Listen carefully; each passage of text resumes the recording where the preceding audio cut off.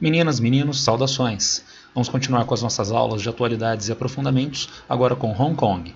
Primeiramente, vamos localizar Hong Kong. Hong Kong está aqui no litoral sudeste da China, é uma localidade, é uma área de uma cidade, de um município, por isso ela parece tão pequena, com esse pontinho vermelho aqui no nosso mapa. Ampliando, já dá para ver principalmente a área peninsular, onde se encontra Hong Kong, e agora no mapa ampliado, Hong Kong, a rigor, é esta ilha, e aqui nós encontramos a região peninsular, do que nós vamos definir daqui a pouco como novos territórios, tudo bem? Para nós entendermos os aspectos complexos ligados a Hong Kong na atualidade, nós precisamos voltar um pouco na história. Vejamos. Século XIX, inserção do Império Chinês no mundo capitalista industrial. A China, no século XIX, já apresentava ao Ocidente grandes potencialidades, mas o governo chinês, o governo imperial chinês, impunha grandes restrições frente às necessidades econômicas dos empreendedores ocidentais. Apresento a vocês duas, por exemplo, para ilustrar. O governo chinês era o mediador necessário dos investimentos, das atividades econômicas ocidentais no território chinês. Então, uma empresa não podia abrir um negócio diretamente na China sob autorização que fosse do governo. Tinha que negociar com o governo e o governo manifestava os interesses desta empresa no território. Outra restrição, o governo chinês proibia que empresas ocidentais contratassem chineses no território da China. Então, são restrições que dificultavam o exercício das atividades de negócios. Havia, entretanto, uma mercadoria que rompia, que conseguia romper com essas restrições. Tratava-se do ópio.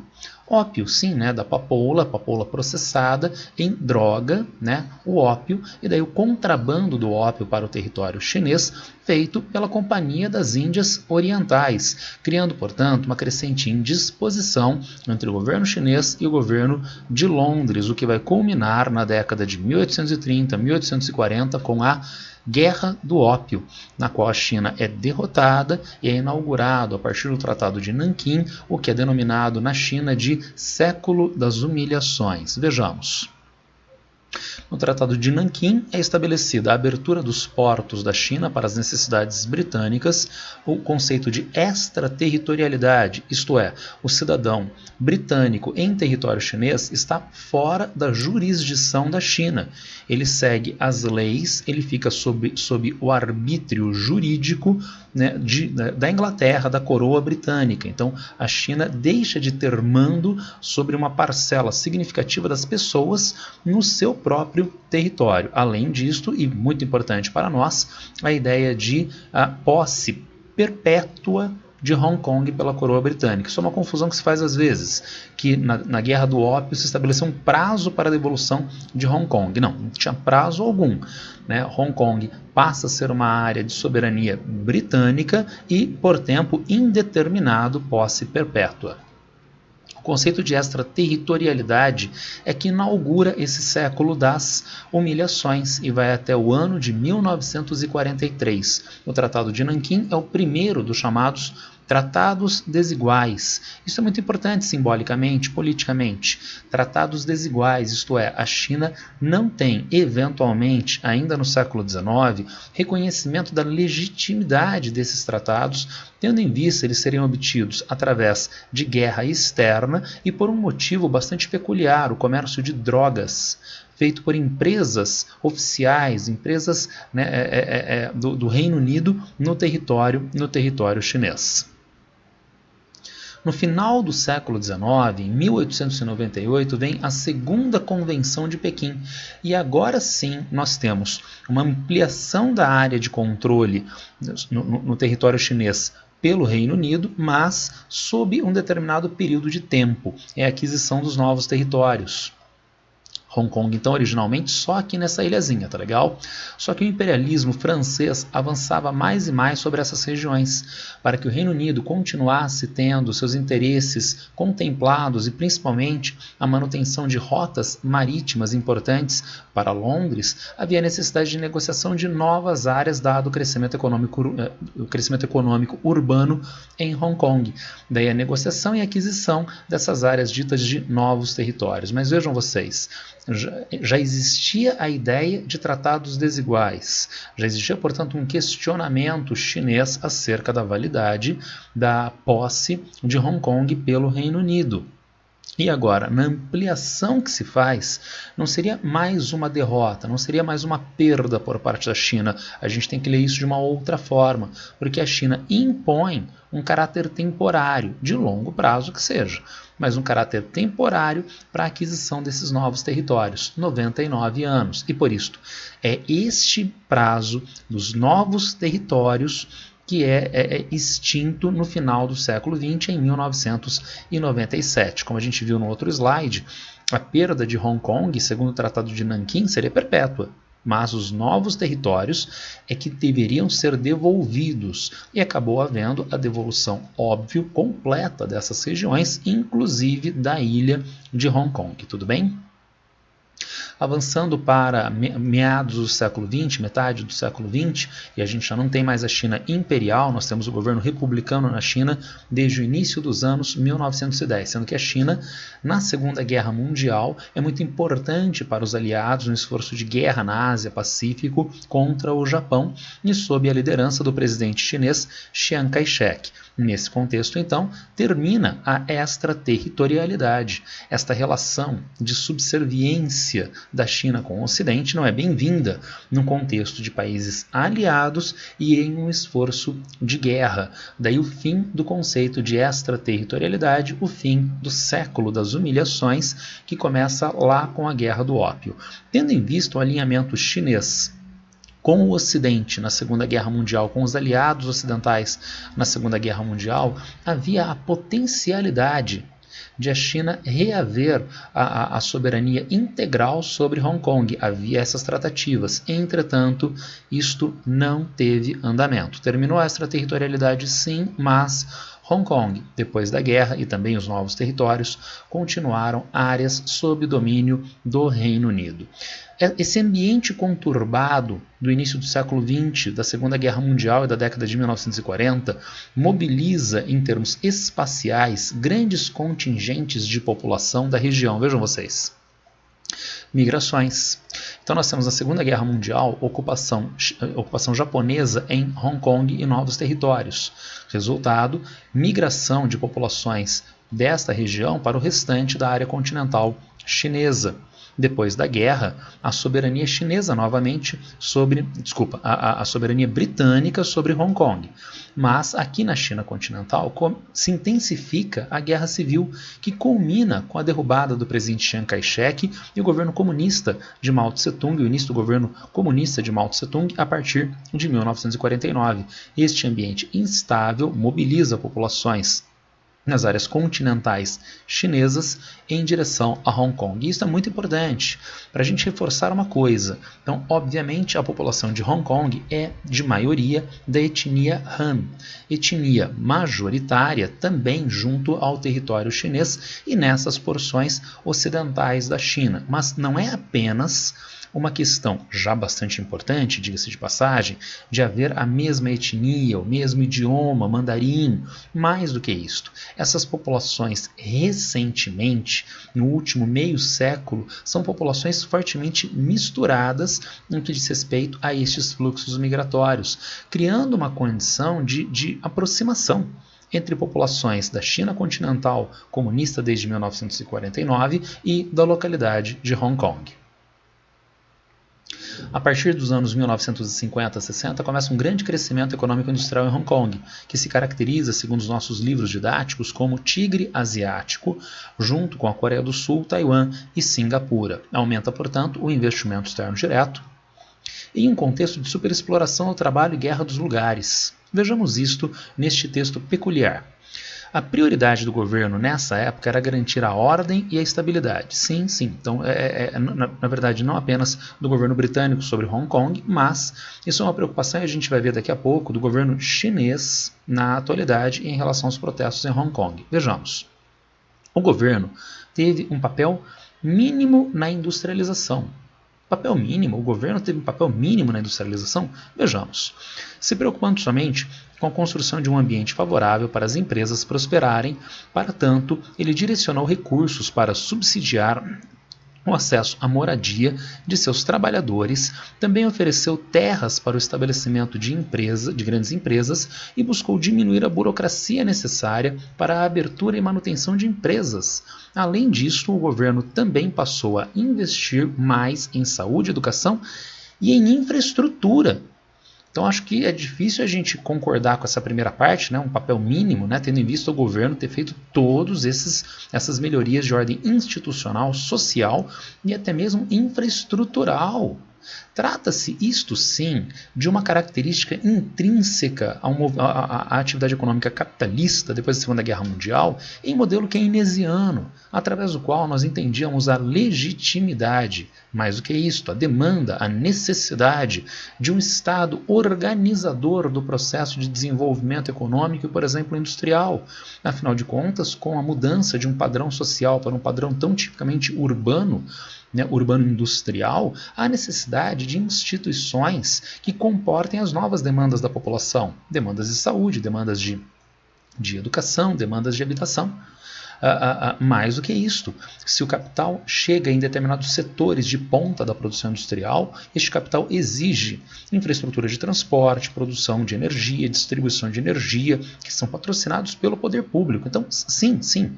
E até mesmo essa condição de burocracia e de superexploração do trabalho, tendo em vista a minimização da legislação trabalhista, são motivadas pelo poder público para contemplar as demandas do capital, viabilizando aquilo que nós denominamos de guerra dos lugares, tornando, portanto, Hong Kong atrativa, uma localidade atrativa para o investimento externo direto. Além disso, sabemos a Guerra Fria, década de 1950, e, portanto, há interesse do bloco capitalista liderado pelos Estados Unidos que haja o fortalecimento da economia capitalista nesta região, detendo a expansão do socialismo. Tudo bem? Avançando para os anos 1970, a gente tem uma mudança política importante. Desde a Revolução Comunista de 1949, a China de Pequim passou a ser banida de reconhecimento no mundo ocidental capitalista. Ela só estava inserida no contexto do socialismo e o mundo ocidental capitalista reconhecia o governo de Taiwan como governo chinês. Na década de 1960, China e União Soviética romperam relações diplomáticas e o mundo ocidental, os Estados Unidos, se aproveitaram dessa situação para tentar aumentar as fraturas no bloco socialista, o afastamento entre os dois gigantes comunistas, a China e a União Soviética, estabelecendo então pela primeira vez desde 1949 relações diplomáticas entre Washington e Pequim, tá certo? E daí a ideia de República Popular da China, reconhecimento mundial.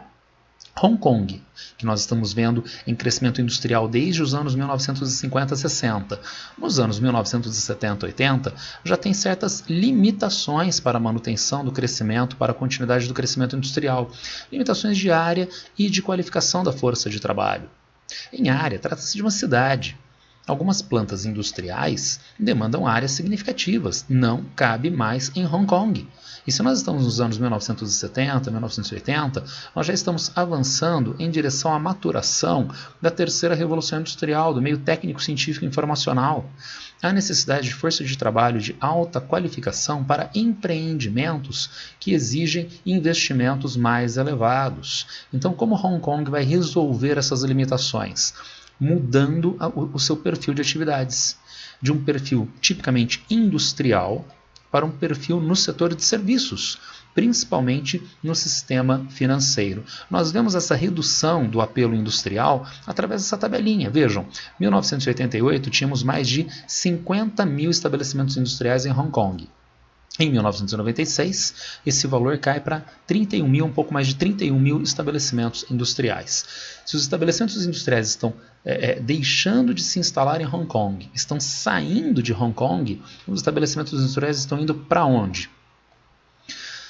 Para a República Popular da China. tendo em vista a abertura econômica dos anos 1980, sob a presidência de Deng Xiaoping, migração de indústrias de Hong Kong para as zonas econômicas especiais. As primeiras zonas econômicas especiais são instaladas, vejam, às cercanias de Hong Kong, aproveitando justamente esse transbordamento das atividades industriais em Hong Kong.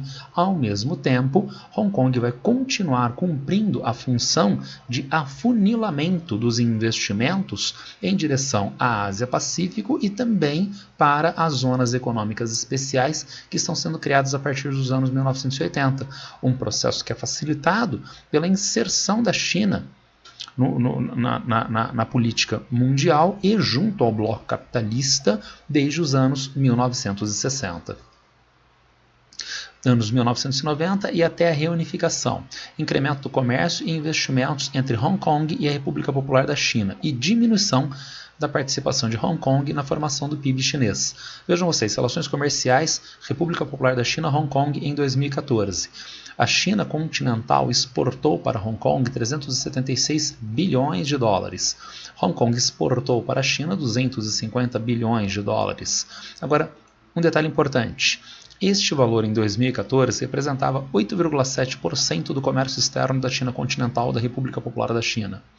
Este valor em 2014 representava 50% do comércio externo de Hong Kong. Então, notem bem, a China continental é muito mais importante para Hong Kong em termos comerciais do que Hong Kong para a China continental, a República Popular da China. Tudo bem? Participação de Hong Kong no PIB da República Popular da China. Em 1997, quando nós temos o ano da reunificação, 18, quase 20% do PIB chinês estava nesta localidade recém-adquirida, né, Hong Kong. Agora, desde as reformas dos anos 1980, a China vem com um crescimento econômico avassalador. Resultado, até o ano passado, nós temos crescimento econômico em Hong Kong, mas um crescimento econômico tão avassalador na China continental que agora nós encontramos só 2,3% do PIB chinês vinculado a Hong Kong. Se na formação do PIB Hong Kong não é tão importante, se no que diz respeito à atividade comercial a China continental é muito mais importante para Hong Kong do que o contrário, mas, como nós vimos nos slides anteriores, Hong Kong assumiu uma função ligado ao setor financeiro, e isto afunila os investimentos no restante do território chinês. No ano de 2019, nós temos investimento externo direto na República, 2014, investimento externo direto na República Popular da China. 44% desse investimento passou por Hong Kong. Tudo bem? Visto então esse histórico de caráter econômico e geopolítico, vamos avançar agora especificamente pela questão política em Hong Kong, questão política doméstica e externa. Vejamos.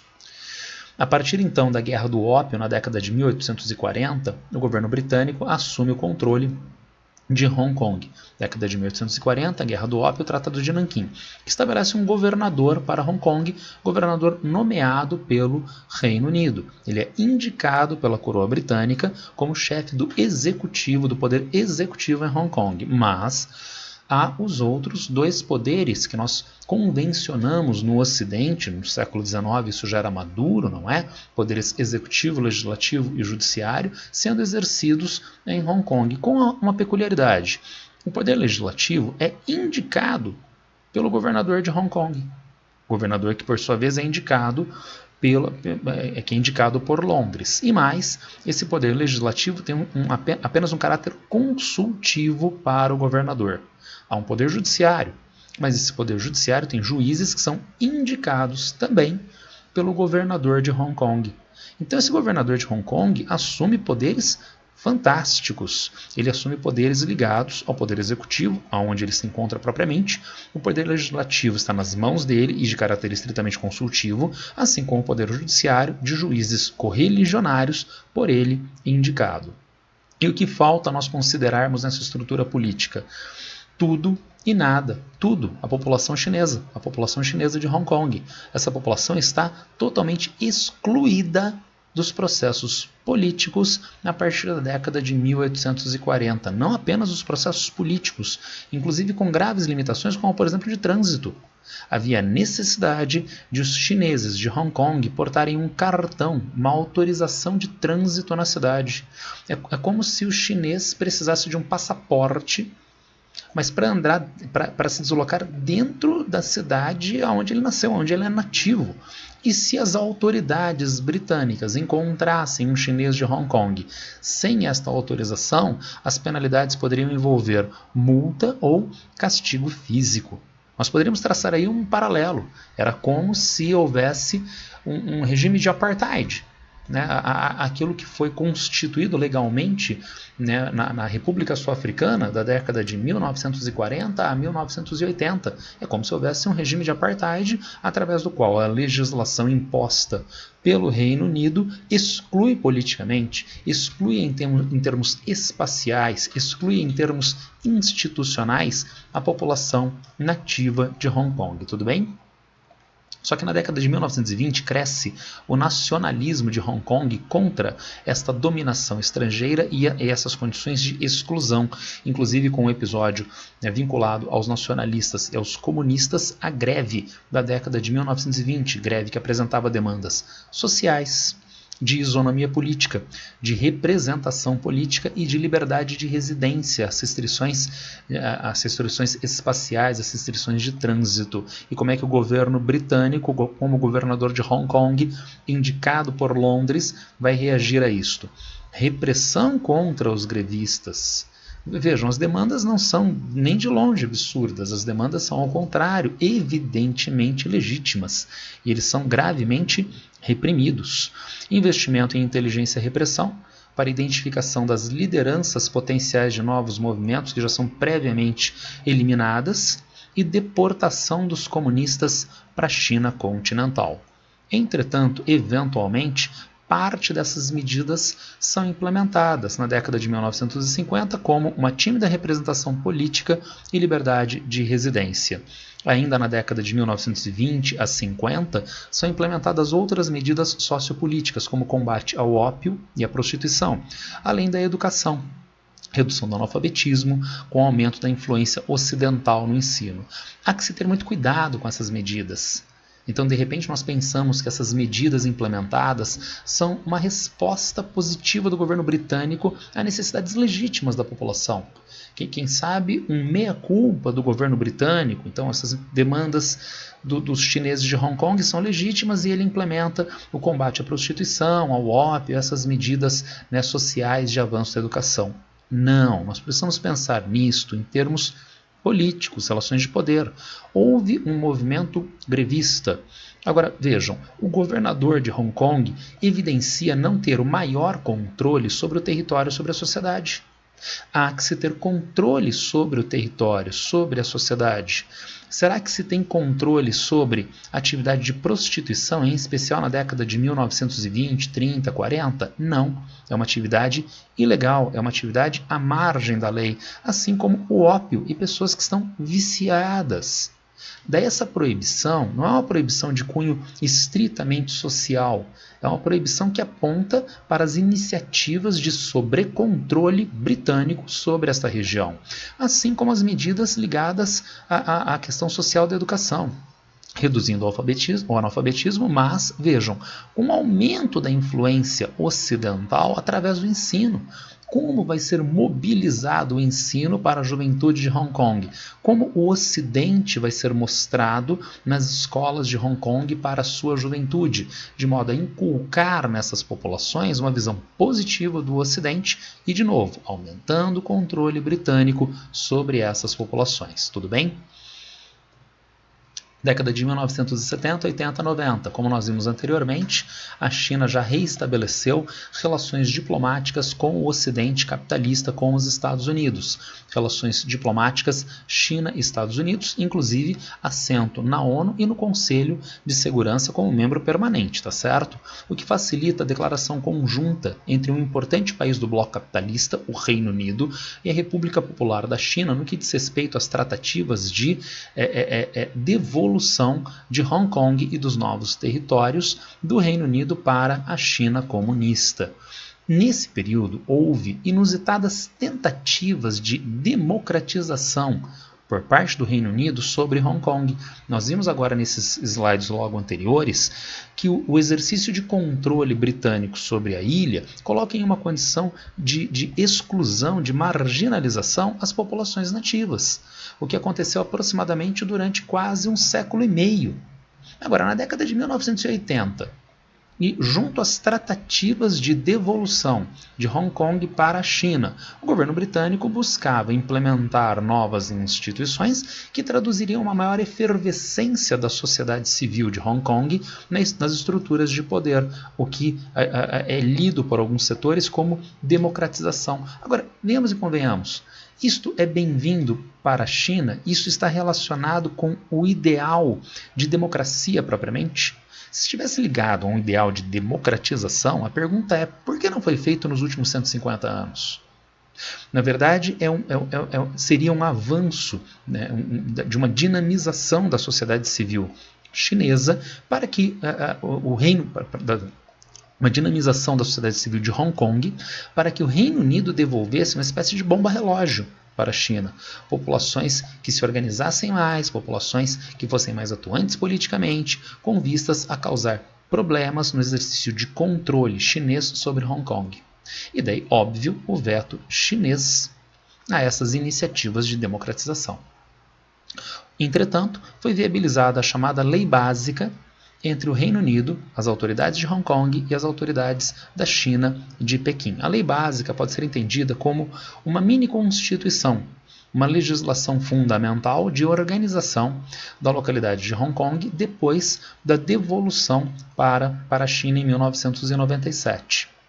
E que, portanto, regula o seu funcionamento dentro da lógica de um país, dois sistemas. O país China, onde Hong Kong vai se encontrar a partir de 1997. Então, o país é a China tem soberania sobre Hong Kong. Mas a legislação chinesa reconhece Hong Kong e a legislação de Hong Kong, dando consequentemente uma autonomia para esta localidade que não é dada, que não está dada em outras localidades, em outras cidades chinesas. Mas será que esta lei básica, será que este procedimento de um país, dois sistemas vai funcionar adequadamente na relação China-Hong Kong? A resposta é sim, por incrível que pareça. Havia uma forte imigração de Hong Kong para outros países da região ou para o Ocidente, especialmente para o Reino Unido, na década de 1990, temendo a reintegração de Hong Kong à China. Boa parte desse fluxo migratório acabou se frustrando, porque não houve maiores tensões a partir de 1997 entre o governo de Pequim e as autoridades de Hong Kong, entre o governo de Pequim e a população de Hong Kong, a não ser tensões em 3 momentos que nós vamos analisar na sequência: em 2003, em 2014 e agora em 2019, 2020, tudo bem? E o que a lei básica pressupõe na estruturação política de Hong Kong? Notem bem, o Reino Unido, país vinculado a um ideal liberal-democrático, no mundo ocidental, mas que nunca implementou uma democracia de fato na sua área de controle lá no Extremo Oriente, em Hong Kong. Agora, com a lei básica, aí a gente tem uma tendência. Lembrem-se, lei básica aprovada junto com as autoridades de Pequim e com as autoridades de Hong Kong e com as autoridades britânicas, uma tendência de alguma efetiva participação da população de Hong Kong nas suas decisões políticas. É criado o poder executivo e a figura do governador é extinta, no seu lugar entra a figura do presidente executivo. O governador de Hong Kong era indicado por Londres. O presidente executivo não, é eleito pela população de Hong Kong. Não é eleito diretamente, é uma eleição indireta através de colégio eleitoral. Passa a existir um poder judiciário independente em Hong Kong. A lei básica pressupõe isto, mas a lei básica, como eu disse, é uma constituição.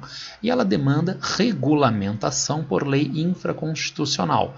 Além de um poder executivo, um poder judiciário, um poder legislativo formado pelo Conselho Legislativo, formado por cargos eletivos por área geográfica, por funções. Esses cargos são eletivos direta ou indiretamente. Portanto, a eleição indireta dos próprios cidadãos de Hong Kong para o cargo de presidente executivo, o chefe do poder executivo, o presidente desta região, tá certo?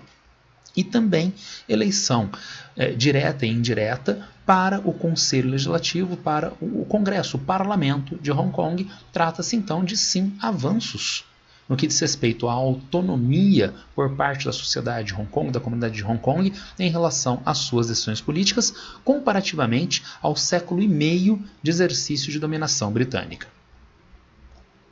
E que tensões são aquelas de 2003, 2014 e 2019 e 20? Vejamos isso a partir de agora. Em 2003, o governo de Hong Kong e o governo de Pequim buscavam a regulamentação de dois artigos da lei básica, o artigo 23 e o artigo 95. O que dizem esses artigos? Artigo 23. A região administrativa especial de Hong Kong promulgará leis por si só para proibir qualquer ato de traição, secessão, sedição, subversão contra o governo popular central ou roubo de segredos de Estado, para proibir organizações ou órgãos políticos estrangeiros de conduzir atividades políticas em região e proibir organizações ou órgãos políticos da região de estabelecer laços com organizações ou órgãos políticos estrangeiros.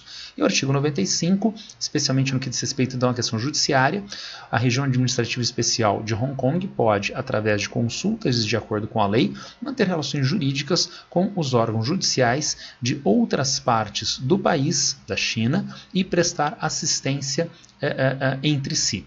Então, o convênio entre o poder judiciário de Hong Kong e o poder judiciário do restante do território chinês, e aqui um artigo que diz respeito à segurança territorial, à segurança institucional, à soberania chinesa sobre Hong Kong.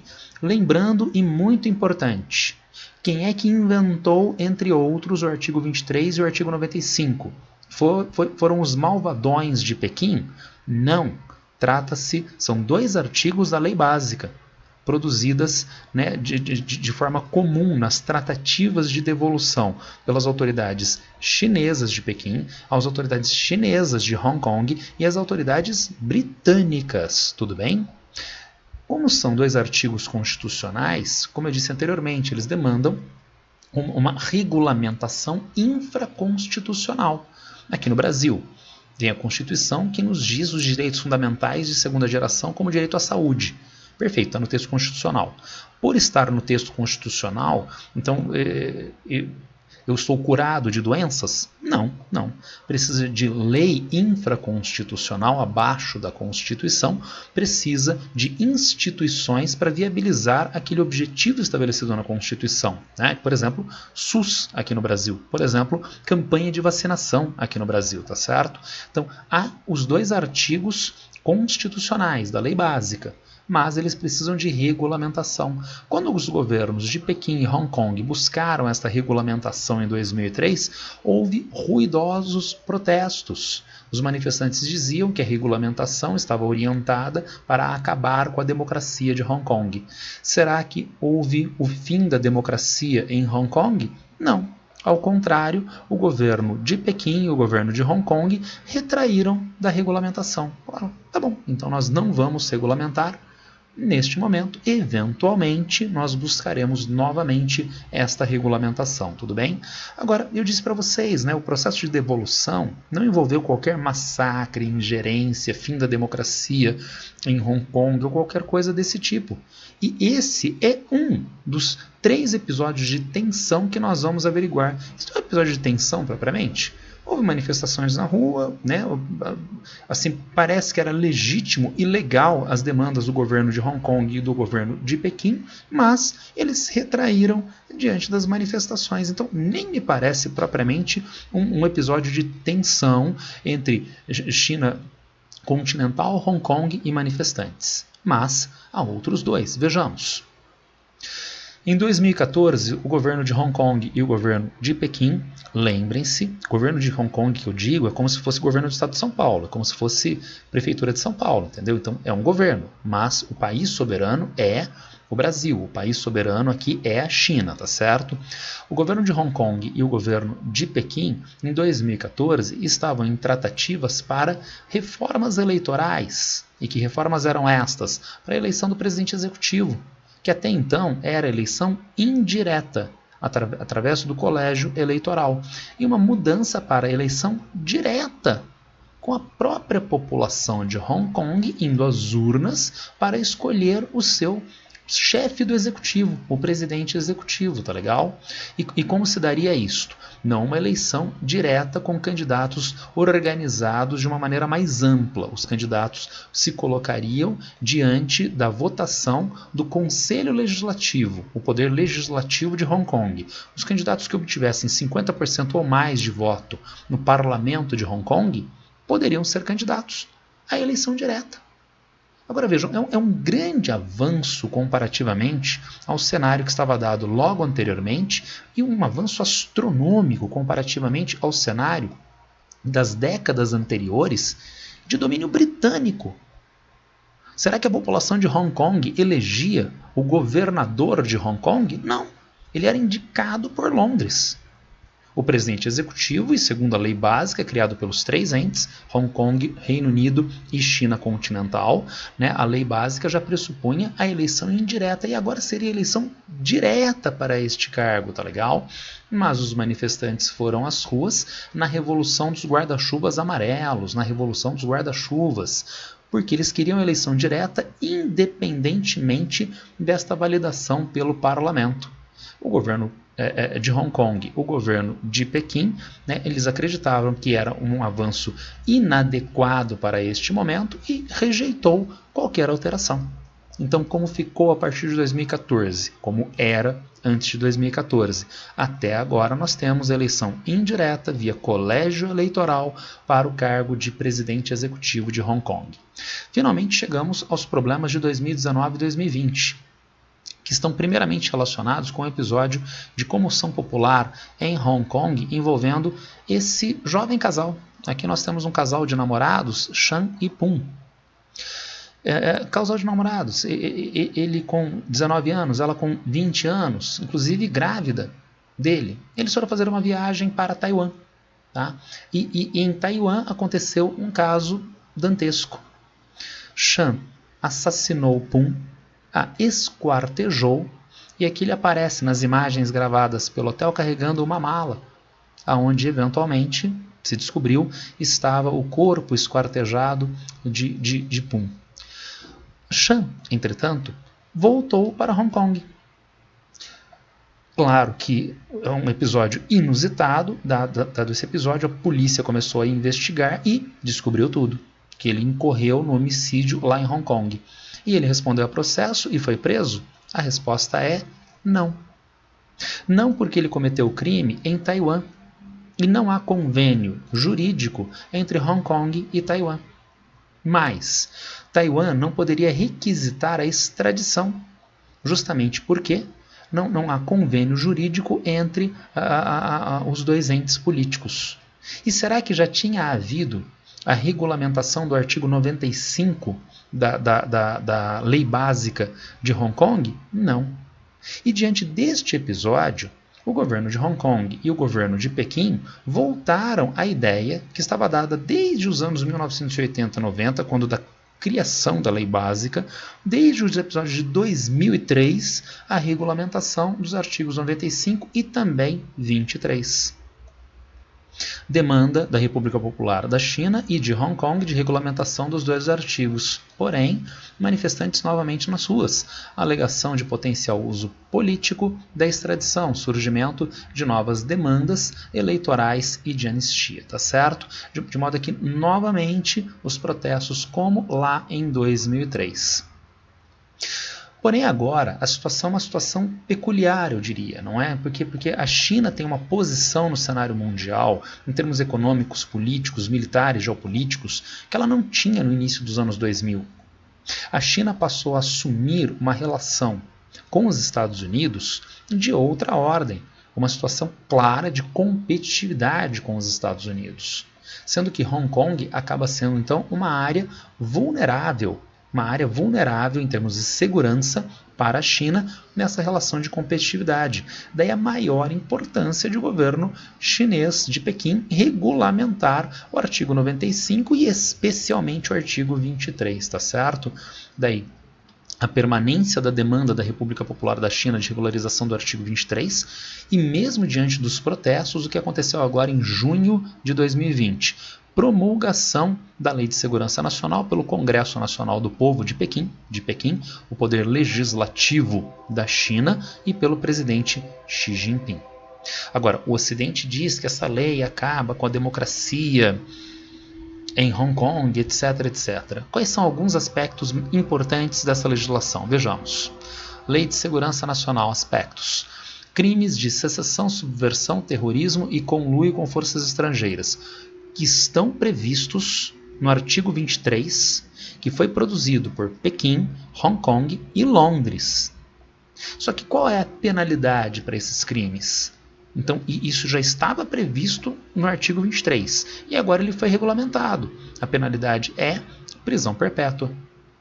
Empresas ou grupos que violam a Lei de Segurança Nacional, multa e até fim das operações, proibição de operações em território chinês. Dano a equipamento público pode ser tipificado como terrorismo. Qualquer pessoa condenada por violar a Lei de Segurança Nacional não terá permissão para concorrer às eleições em Hong Kong. Instalação de uma agência de segurança, uma agência de inteligência de Pequim em Hong Kong. A lei se aplica a residentes permanentes e não permanentes de Hong Kong. Me permitam, são aspectos que, primeiro, estão vinculados ao artigo 23, produzido também pelo Reino Unido. Mas os países que têm alguma inserção no cenário internacional mundial, potências mundiais, países semiperiféricos, têm leis semelhantes. Os Estados Unidos têm uma lei de muito maior dureza, que é o Ato Patriótico pós-2001, que pressupõe, inclusive, penalidade de morte para crimes contra a segurança nacional. O Brasil tem a legislação do início dos anos 80, Lei de Segurança Nacional, criada no final da ditadura civil-militar e vigente até hoje. E ainda mais, antes dos mega eventos esportivos, Copa do Mundo, Jogos Olímpicos, o governo brasileiro aprovou no Congresso Nacional uma lei antiterrorismo, que guarda grandes semelhanças com o ato patriótico dos Estados Unidos, que guarda grandes semelhanças com estas características da Lei de Segurança Nacional.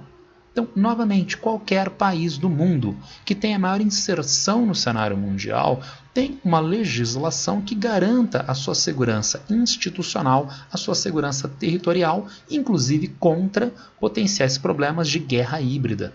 Vamos lembrar o que é guerra híbrida? Guerra híbrida. Demanda de uma potência mundial, alternância de regime em um país. Lá estava o presidente Saddam Hussein no Iraque. Como um exemplo, o presidente Saddam Hussein no Iraque no final dos anos 1990. O governo americano tinha a demanda de alternância de regime, de derrubada do presidente Saddam Hussein. E o que foi feito para efetivar essa alternância de regime no caso do Iraque? Guerra do Iraque em 2003. Um movimento militar que envolve um enorme custo econômico, militar propriamente, um enorme custo político. Não seria possível a alternância de regime sem a alternativa militar, sem a pressão direta com a finalidade militar de país a país? É isto que faz a guerra híbrida. Desestabilização desde o interior do país-alvo, através do uso de lideranças políticas locais, uso de aparato judicial do próprio país, uso de personalidades, novas lideranças artísticas, intelectuais, esportivas, massificação pela imprensa tradicional e pelas redes sociais. Massificação do quê? Valores universais instrumentalizados, democracia, liberdade, combate à corrupção, valores familiares. Então, o governo que está dado E junto a essas instituições e lideranças do próprio país que é alvo de guerra híbrida, passa a ser atacado pelos setores de imprensa a partir desses valores universais que têm um caráter abstrato. Então, afinal de contas, o que é democracia? Norberto Bobbio nos conta no dicionário de ciência política. Mas não é exatamente desta forma que a imprensa vai veicular ao grande público. O que é liberdade? Eu posso ter uma longa definição em um dicionário de filosofia, mas o presidente que é alvo, o chefe de governo que é alvo de guerra híbrida, ele passa a ser acusado de ser alguém que tolhe a liberdade das pessoas. É um juízo valorativo de baixa substancialidade. E através de todos esses procedimentos, nós vamos ter um forte apelo popular que inicia manifestações populares, manifestações de rua, culminando com a insustentabilidade do governo e renúncia, derrubada institucional, impedimento ou morte do governante. Pronto, foi feita a alternância de poder. Como aconteceu em países da Europa Oriental, como é o caso da Ucrânia. Como ainda não aconteceu na Venezuela. E por isso pode haver um último passo necessário de guerra híbrida, que é o início de outras formas de ação, sabotagem em infraestrutura, início da guerra de guerrilha ou intervenção militar pela potência que demanda alternância de regime. Poxa, mas então precisou fazer aquilo que se buscava evitar, aquilo que teve que ser feito no Iraque. Sim, mas veja quando isto vai ser implementado, se for necessário, porque pode acontecer isso daqui, ó, a derrubada do regime apenas pelo uso da guerra híbrida. Só que agora, depois de todas essas etapas, o governo já está tremendamente fragilizado e, portanto, até um exercício de intervenção militar externa tende a ser legitimado pela comunidade internacional, gerando uma derrubada do governo muito mais fácil do que num cenário inicial. Agora, se já houve guerra híbrida, por exemplo, na Venezuela, na Ucrânia, na Síria, na Líbia, qual região da China é vulnerável à guerra híbrida? Será Xangai? Será Pequim? Claro que não. A única região é Hong Kong. É Hong Kong. E daí a necessidade para a China de implementar uma legislação que seja impeditiva do exercício de guerra híbrida no seu território, na região de Hong Kong. Tudo bem? Desdobramentos. Maior controle de Pequim sobre Hong Kong. Só que a pressão americana, tendo em vista a crescente competitividade entre Estados Unidos e China na atualidade. Estados Unidos, revogação da condição especial de Hong Kong.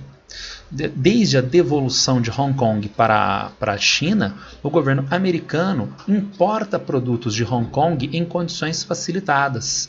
E esta facilitação foi derrubada agora com a implementação da Lei de Segurança Nacional. Isso, entretanto, não gera grandes problemas para Hong Kong, porque vejam vocês, os Estados Unidos têm saldo comercial com Hong Kong. Então os Estados Unidos vendem mais para Hong Kong do que Hong Kong para os Estados Unidos, tudo bem? E ainda, potencial mudança de empresas de Hong Kong para outros locais. Que outros locais seriam estes? Por exemplo, Xangai.